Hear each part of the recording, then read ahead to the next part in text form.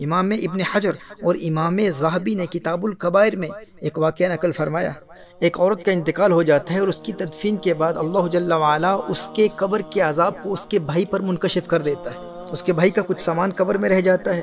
تدفین کے بعد جب وہ گھر جاتا ہے اور اپنا سامان تلاش کرتا ہے تو پھر اسے یاد آتی ہے کہ بہن کی تدفین کے وقت اس کا وہ سامان قبر میں گر گیا تھا۔ جب واپس قبرستان جاتا ہے، قبر کھودتا ہے تو دیکھتا ہے کہ اس کی بہن کی قبر آگ کے شعلوں سے بھری ہوئی ہے۔ وہ روتے ہوئے واپس گھر آتا ہے اور اپنی ماں سے اپنے مشاہدے کا حال بیان کرتا ہے۔ ماں کو بتاتا ہے کہ میں نے کیا دیکھا، اور ماں سے پوچھتا ہے کہ میری بہن کے اعمال کیا تھے۔ تو ماں نے اس کی بہن کا ایک ہی گناہ بیان کیا۔ ماں نے کہا، بیٹے تیری بہن نماز میں سستی کرتی تھی اور قضا پڑھتی تھی۔ محترم احبہ، اہل علم نے اس روایت پر کلام کرتے ہوئے کہا ہے کہ جو شخص عام طور پر نماز پڑھتا ہو لیکن سستی کی وجہ سے نماز قضا ہو جاتی ہو، یہ اس کا عذاب ہے کہ قضا پڑھنے والے کی قبر اگر آگ کے شعلوں سے بھر جاتی ہے تو بتاؤ جو بالکل نماز پڑھتا ہی نہیں اس کے عذاب کا عالم کیا ہوگا، اس کا عذاب کس قدر دردناک ہوگا۔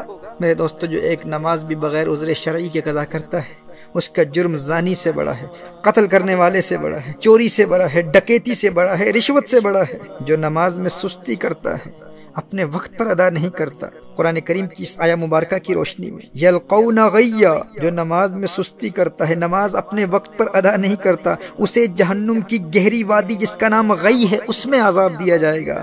تو جو نماز پڑھتا ہی نہیں اس کا عذاب کس قدر دردناک ہوگا۔ میری آج کی یہ گفتگو اس کے متعلق نہیں ہے جو نماز بالکل پڑھتا ہی نہیں ہے، یہ اس کے لیے ہے جو نماز میں سستی کرتا ہے، قضا کرتا ہے۔ آج جتنی روایات پیش کر رہا ہوں یہ اسی حوالے سے پیش کر رہا ہوں، لیکن اس سے ان لوگوں تک بھی پیغام پہنچنا چاہیے جو بالکل نماز پڑھتے ہی نہیں۔ محترم احبہ، نماز کسی حال میں معاف نہیں۔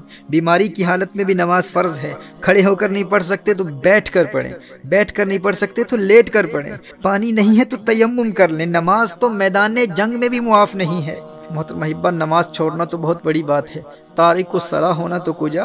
ہمارے اسلاف تو اس تصور سے بھی ڈرتے تھے کہ کہیں نماز میں سستی کرنے والوں میں ان کا نام نہ لکھا جائے یا نماز ضائع کرنے والوں میں ان کا شمار نہ ہو جائے۔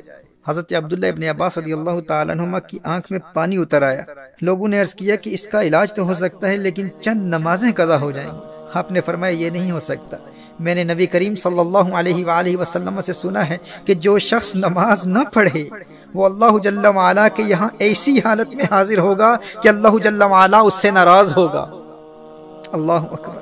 کہا کہیں میرا اللہ ناراض نہ ہو جائے۔ حدیث شریف میں آتا ہے نا کہ من لقی اللہ وہو مودع للصلاۃ، جو اللہ جل وعلا سے یوں ملاقات کرے کہ وہ نماز کو ضائع کرنے والا ہو تو اللہ جل وعلا اس کی کسی نیکی کی پرواہ نہیں کرتا۔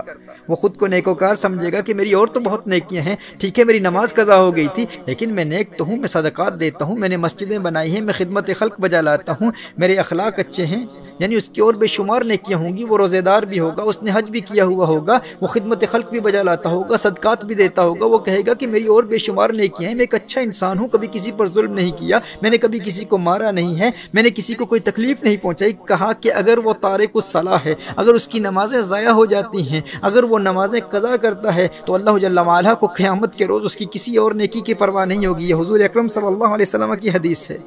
اور ایک حدیث شریف میں آتا ہے من ترک الصلاۃ لقی اللہ وہو علیہ غضبان۔ اللہ اکبر! کہا کہ جس نے نماز ترک کی قیامت کے روز وہ اللہ جل وعلا سے اس حال میں ملے گا کہ اللہ اس سے ناراض ہوگا اور اس سے اللہ کے غضب کا سامنا کرنا پڑے گا۔ محترم احبہ، نبی کریم صلی اللہ علیہ وآلہ وسلم نے ارشاد فرمایا کہ قیامت کے روز بندے سے سب سے پہلے اس کی نماز کے متعلق سوال ہوگا، اس سے پوچھا جائے گا نماز پڑھتا تھا کہ نہیں۔ اور ایک روایت میں ہے کہ وہ قیامت کے دن اس طرح آئے گا کہ اس کے چہرے پر 3 سطروں میں لکھا ہوگا۔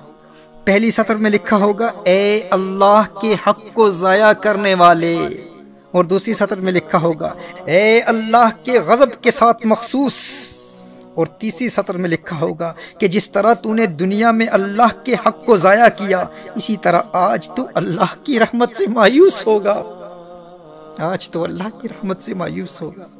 میں حضرت ابن عباس رضی اللہ تعالیٰ عنہما کے حوالے سے عرض کر رہا تھا کہ آنکھ میں پانی اتر آیا اور لوگوں نے عرض کیا کہ اس کا علاج یہ ہے کہ چند دنوں کی نمازیں قضا ہو جائیں گی۔ فرمایا یہ نہیں ہو سکتا، کیونکہ میں نے نبی کریم صلی اللہ علیہ وسلم سے سنا ہے کہ جو شخص نماز نہ پڑھے وہ اللہ جل وعلا کے یہاں ایسی حالت میں حاضر ہوگا کہ اللہ اس سے ناراض ہوگا۔ محترم احبہ، اگرچہ ان کے اس عذر کی وجہ سے نماز چھوڑنا ان کے لیے جائز تھا، وہ اس عذر کی وجہ سے ہرگز تارک الصلاۃ نہ ہوتے، لیکن انہیں اس بات کا خوف تھا کہ کہیں نماز ضائع کرنے والوں میں میرا شمار نہ ہو جائے۔ اور ایک روایت میں تو آیا ہے کہ انہیں کہا گیا کہ آپ کی نمازیں قضا نہیں ہوں گی، بس 5 دن زمین کے بجائے بلند لکڑی پر سجدہ کرنا ہوگا، یعنی زمین پر سجدہ نہیں کر پائیں گے، سجدہ کریں گے لیکن بلند لکڑی پر سجدہ کرنا ہوگا۔ تو حضرت عبداللہ ابن عباس رضی اللہ تعالیٰ عنہما نے ارشاد فرمایا، 1 رکعت بھی اس طرح ادا نہیں کروں گا۔ میرے دوست، جسے سجدے کی لذت مل جائے وہ کہتا ہے کہ بھائی بینائی جاتی ہے تو جاتی رہے، لیکن ایک سجدے کی لذت سے جو روشنی اور بینائی دل کی آنکھ کو ملتی ہے، اس کا مقابلہ و موازنہ ماتھے کی آنکھ کی روشنی سے کہاں کیا جا سکتا ہے؟ وہ ایک سجدہ جسے تو گراں سمجھتا ہے، 1000 سجدوں سے دیتا ہے آدمی کو نجات۔ وہ سجدہ روح زمیں جس سے کانپ جاتی تھی، اسی کو آج ترستے ہیں ممبر و محراب۔ ویسے تو مسجدوں میں ہزاروں سجدے کرنے والے ہوتے ہیں، لیکن جس سجدے کو آج ممبر و محراب ترستے ہیں وہ سجدہ کون سا ہے؟ یہ وہ سجدہ ہے جو اس قدر انہماک قلب اور حضوری قلب سے ادا کیا جاتا ہے کہ بندے میں ایسی انقلابی روح پیدا کر دیتا ہے کہ بندہ در در کی ٹھوکریں کھانے سے ہمیشہ ہمیشہ کے لیے آزاد ہو جاتا ہے۔ در در دیے در در نالوں، در بن جا ایک دردا، چول کتا کیوں اخویندائیں، در بن وقتاں وردہ۔ جب وہ ایک در کا در بن جاتا ہے پھر اللہ جل وعلا اسے در در کی در در سے ہمیشہ ہمیشہ کے لیے آزاد کر دیتا ہے۔ جب وہ اللہ کی بارگاہ کا منگتا بن جاتا ہے پھر کسی اور کی بارگاہ میں جولی پھیلانے کی حاجت کبھی پیش نہیں آتی۔ در در دیے در در نالوں، در بن جا ایک دردا، چول کتا کیوں اخویندائیں، در بن وقتاں وردہ۔ وہی سجدہ ہے لائق اہتمام کہ ہو جس سے ہر سجدہ تجھ پہ حرام،